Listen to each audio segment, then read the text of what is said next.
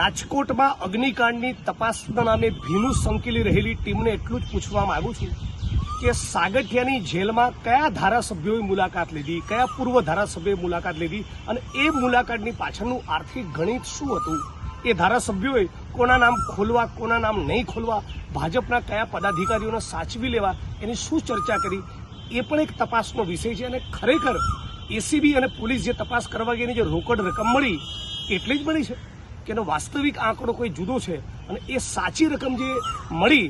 એમાંથી એસીબીએ તપાસ કરનારી ટીમે પોતાની જોડે એક રકમ રાખી લીધી કે કેમ, આવા બધા ગંભીર સવાલો છે. રાજકોટ પોલીસના કેટલાક સૂત્રો પાસેથી મને માહિતી મળી રહેલી છે. અને ફરી એકવાર કહેવા માંગુ છું કે જુગારકાંડની મેટરમાં જે લોકોએ તોડ કરેલો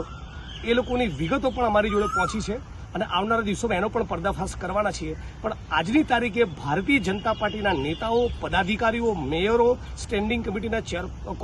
ચેરમેન, કોર્પોરેટર આ બધાને બચાવવાનો કારસો એ રાજકોટની પોલીસ કરી રહી છે.